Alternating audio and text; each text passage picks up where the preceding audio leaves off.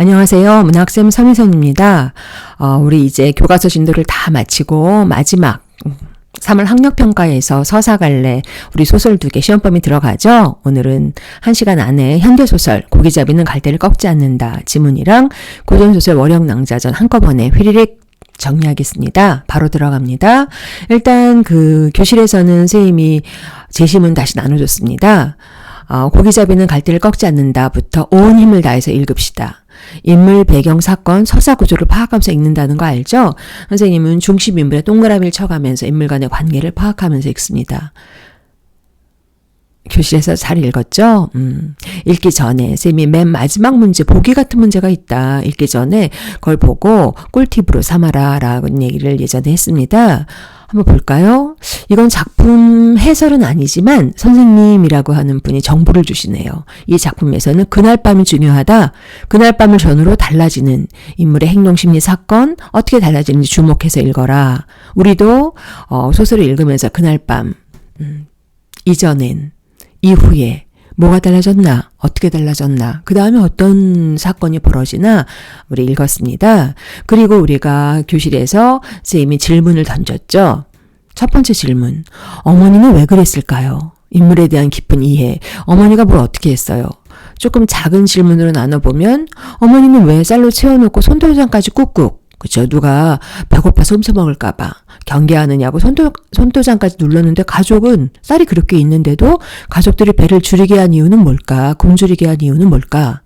또 하나. 그렇죠. 그날 밤에 그 발각됐음에도 불구하고 야단치기는커녕 쌀밥을 해준 이유는 뭘까? 또 하나. 뭐였어요? 질문. 그렇죠. 그날 밤 이후에 그 다락에 꽁꽁 잠가놓지 않은 이유는 뭘까? 뭐 이런 3가지 질문을 던졌습니다. 생각해 보세요. 왜 그랬을까요? 휘리릭 빨리 한다고 성실급한 선생님이 한번 써봤습니다. 우리 교실에선 얘기했죠. 지도를 쌀로 채워놓고 손도장까지 꾹꾹 눌렀는데 그렇죠. 찢어지는 가난 속에서 가족의 생존을 위해서 몰래 따로 모아두고 만일에 최후의 보루로 그리고 이거 누가 훔쳐갈까봐 배고픈 사람은 정신없이 먹을까봐 아이들이라도 경계했습니다. 꼼꼼한 엄마의 어떤 성정이 드러나죠. 다른 사람이 범접하지 못하도록 단속하고 이거는 어머니로서의 어떤 애착, 책임감이죠. 우리 소설 시작하자마자 은밀한 움직임, 그쵸? 아이들도 모르게 다락에 몰래 갖다 놓는 거, 은밀한 움직임, 그거를 이제 그 내가 어린 시절의 내가 그렇죠. 그거를 다락에서 발견했습니다. 함정의 모순이란 말이 나왔죠. 문제도 나오는데 이건 문제 풀 때 봅시다. 그 다음 2번째, 3번째 어머니는 왜 그랬을까요? 그날 밤에 왜 혼내는 대신에 쌀밥을 해주셨을까? 그렇죠. 바로 뒤에 자존심을 부추기는 사건이었다라고 했습니다. 쫀심상해 이런 자존심 아니고요. 여기서는 자존감 그렇죠. 그런 걸 북돋아준 사건, 맥락으로 봐서 내가 만약에 엄마였다면 이렇게 말했을 것 같습니다. 이제 너희들도 어려운 형편을 알았으니까 그렇지? 이 쌀이 마지막이야. 이걸 잘 보관해둬야 돼. 어려운 형편을 알았으니까 이거 먹고 힘내. 야단치는 대신에 칭찬은 고래도 춤추게 한다. 그렇죠. 어른 대접을 해주셨죠. 그러니까 그 얘기를 듣고 그렇구나. 배고프다고 허겁지겁 그거 먹는 게 아니라 엄마처럼 어머니처럼 그렇죠. 철이 들은 거죠. 그래서 그 이후로는 곰미다락의 지독을 지키는 사람이 3명이 되었다라는 문장이 나왔습니다. 그 다음 3번째 어머니는 왜 그랬을까? 그날 밤 이후 왜 다락문을 개방했을까? 꽁꽁 그렇죠. 어머님 혼자서 감추고 확인하고 뭐 이랬던 건데 이제 아니까 그 짐을 나와 동생과 나누어도 될 거라고 생각하지 않았을까요? 그날 밤 이후에 나와 동생은 그 엄마의 속뜻을 알아차렸습니다. 굶주림에 의한 충동을 자제하고 이제는 엄마처럼 곡식을 지키는 사람이 되었죠. 특히 동생은 맨 마지막 문제도 나오죠. 정신적으로 성장했습니다. 동생은 왜 그랬을까? 그렇죠. 뭐라고 해요? 맨 마지막 희야 혼자 갔다 오니라. 이건 뭐예요? 항상 형과 다락방에 있는 지독을 지킨다고, 쌀을 지킨다고 형과 행동을 통일했었는데, 어느 놀러 갔을 때, 다락을 잠그지 않고 왔어. 어떻게? 그랬을 때 동생이 먼저 다락안의 지독이 도둑 맞을까봐 두려워서 내가 지킬 테니까 형 혼자 갔다 와라. 혼자서라도 집을 지키겠다고 결심한 거죠. 책임감 있게 철이 든 거죠. 그러니까 여기서 나하고는 다르게 나는 엄마를 원망하고 뭐 그랬는데 동생이 훨씬 더 먼저 이 말로 봐서는 희야 혼자 갔다 오니라 정신적으로 성장했다라고 할 수 있습니다. 우리가 지금 읽은 소설 그렇죠. 정리하면 이 소설의 화자인 나는 어느 날 받은 편지에 이건 이제 안 나와 있는데 전체 줄거리 어느 날 받은 편지에 동봉된 고향 사진을 매개로 유년 시절을 회상하게 됩니다. 그때 그랬지. 어떤 유년 시절이었냐 하면 몹시 결핍된 배고픈 가난했던 나는 어린 시절 궁핍한 현실로 인한 육체적으로 허기가 진다 할 때 그 허기 아버지가 안 계셔서 오직 엄마가 품을 팔며 가게를 지탱하느라고 자식들을 온전하게 양육하지 못한 데서 온 정신적 허기를 겪으면서 성장합니다. 화자가 어린 시절 겪은 이러한 고통과 성장의 과정을 잘 보여주는 것이 그 다락방 구미다락에서 지독을 발견한 사건이죠. 그날 밤 이후 달라진 어머니의 행동 야단치지 않았고 문을 잠그지도 않았고 아이들은 스스로 고미다락을 지키려고 하게 되는데 세 사람이 이제 지켰다. 이제 자제력이 생긴 거죠. 훌쩍 어른이 된 거죠. 특히나 누가 나는 엄마를 원망하고 그랬지만 그렇죠. 특히나 동생이 난 놀러 가고 싶은데 어쩌나 했는데 동생이 정신적 성장을 암시하는 사건. 희야 혼자 갔다 와라 뭐 이런 말을 하죠. 문제 풀어봅시다. 위글의 서술상 특징으로 가장 적절한 것은 너무 쉽네. 그렇죠? 이 소설의 시점은 1인칭 내 이야기, 어린 시절 내 이야기. 1인칭 주인공 시점. 성인이 된 서술자가 회상하는 형식입니다. 유년 체험을 서술하는 답은 1번이죠. 회상을 통해 주인공이 직접 경험한 사건을 전달하고 있다. 그 다음 어머니 대목에서 함정의 모순이라고 했죠. 이 모순이라는 과정은 뭐야? 가족들은 먹을 게 없어서 굶주리게 하면서 다락방에는 그렇죠. 어머니가 최후의 보루로 마지막 만일을 위해서 가득가득 누가 훔쳐가지 않았나 손도장을 꾹 눌러 놓으면서 쌀을 보관하고 있었던 거죠. 1번. 그렇죠. 곡식을 많이 모았지만 정작 모은 곡식을 숨겨 가족이 굶주리게 한 모순, 서로 안 맞는 거. 이거는 이제 그 엄마의 어떤 히든 카드였죠. 27번의 답 1번. 2, 3, 4, 5는 아무 말 대잔치야. 28번. 기억부터 미음. 쌤이 그냥 기억. 5손가락의 형용이 너무나 선명한 손도장 꾹. 누가 혹시 훔쳐갈까봐. 그렇죠. 배고파서 충동적으로 먹어버릴까봐. 누구도 범접할 수 없게 하기 위한 어머니의 의지, 그치? 여기는 아무도, 이거 내가 이렇게 짱 박는다고 쌤 얘기하려고 그래서, 여기에 딱 나타났으니까, 누구도 손 못 대, 어머니의 의지, 니은. 마루로부터 와락되어도 나오의 다급한 발소리, 희야, 엄마 온다! 그렇죠. 들킬까봐 염려하는 마음이죠. 그 다음, 아우의 발랏. 행동 통일이 되어 왔던 관행을 내가 깨트리려 한 일에 대한 아우의 불만? 아니죠. 아우는 철이 든 거지. 슈브드였습니다. 4번. 어머니가 열쇠를 지니고 있는지도 의문이었다. 놀고 싶었지만 엄마가 열쇠를 안 가져갔으면 잠글 수도 없는 거잖아. 뭐 그런 맥락이 있죠. 5번. 아우의 대견함은 낯설고 놀라운 것이었다. 혼자서 다락을 짓겠다니 뜻밖의. 그치, 나하고 다르게 아우가 철이 들었구나 이렇게 생각한 거죠. 28번의 답 3번. 그렇죠. 29번. 선생님이 먼저 그날 밤이 중요하다. A에서 B 그 이전과 이후를 주목해서 봐라. 적절하지 않은 것은 1번부터 볼까요? 이전에는 다락에 대해 품었던 나의 원천적인 호기심이 이후에 모두 이런 거는 거의 답이라고 할 수 있지. 그렇죠. 호기심의 방향이 바뀌었다. 그치? 이번에는 호기심의 방향이 뭐 이런 거 내용 그대로 나옵니다. 2, 3, 4, 5 꼼꼼하게 읽어보고 속뜻 이해하세요. 여기까지 현대소설이었고요. 그 다음 월영낭자전은 사실은 선생님이 운영전 휘리릭 정리한다고 한번 했습니다. 빠르게 한번 훑어볼까요? 고전소설 읽을 때는 그렇죠.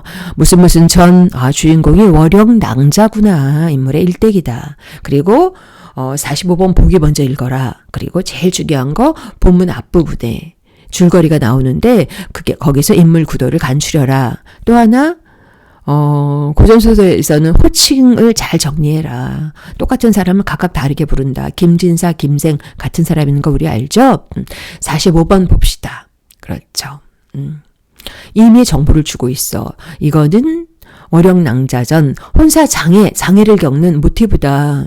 반독인물, 억압하는 인물, 주인공에 대해서 그럼에도 불구하고 밑에서 세 번째 줄, 고난을 주체적으로 극복해 나가는 주인공의 모습, 특히 여자들, 근대적인 여성상이다. 봉건적 여성상이 아니라 순종적인 여성상이 아니라. 무슨 얘기인지 알겠죠? 요거 프린트에다가, 그렇죠, 인물 구도 한번 그려보세요. 멈춰놓고 그 인물의 줄거리에 나온 겁니다. 그래서 원래 천상의 선녀였던 월영은 그 지상에서 최상서의 아들 희성과 정혼하여, 그래서 최상서의 아들 희성은 최생은 이렇게 나오죠. 정혼할 때 주고받은 정표 월기탄 귀걸이가 있었습니다. 월영낭자전, 월영이 주인공입니다. 그리고 낭자, 그리고 호원의 딸로 태어났다. 호낭자라고도 나오죠.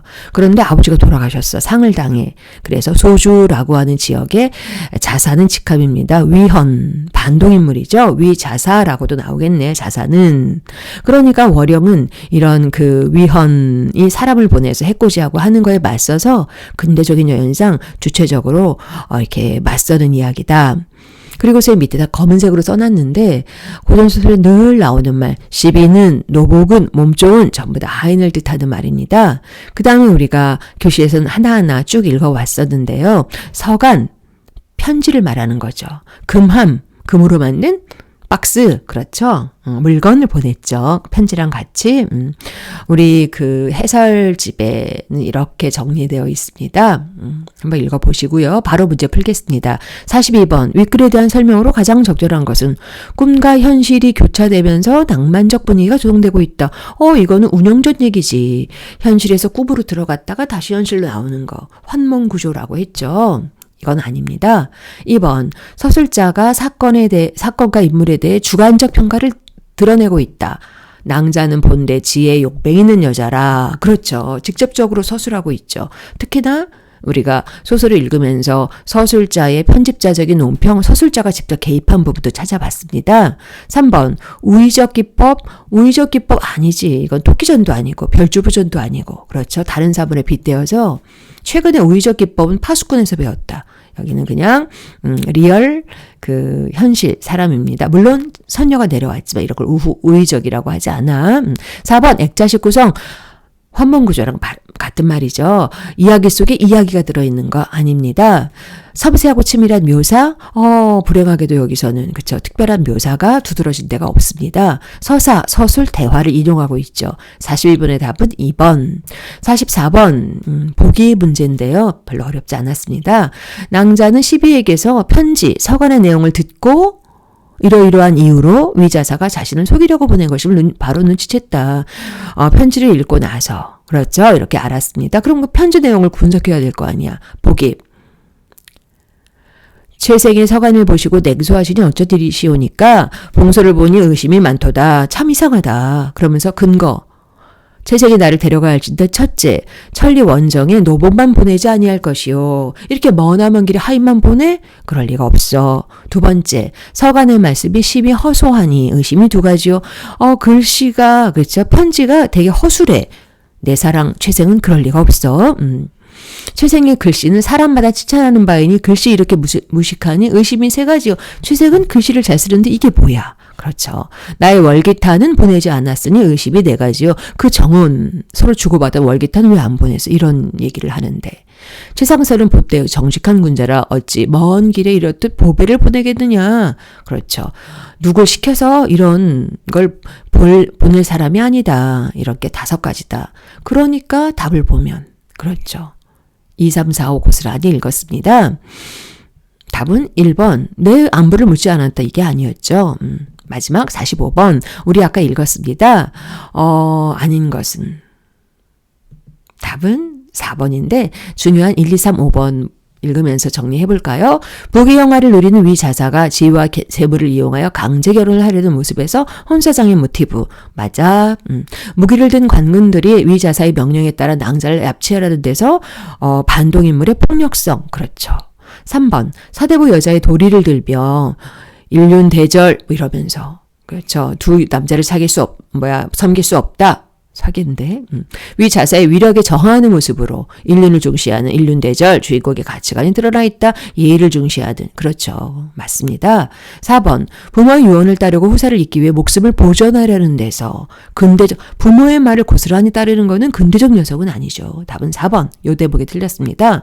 병이 위중하다고 꾸미는 안복으로 갈아입고 그만으로 떠나며 위기를 벗어나는 데서 주인공의 멋진 지략이 드러나 있다. 그렇죠. 멋진 주인공이죠. 여기까지.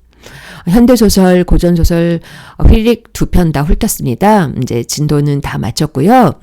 다음 시간부터는 개인 탐구과제 발표하는 거 여러분 준비 잘하고 있죠? 오늘도 여러분 수고 많았습니다.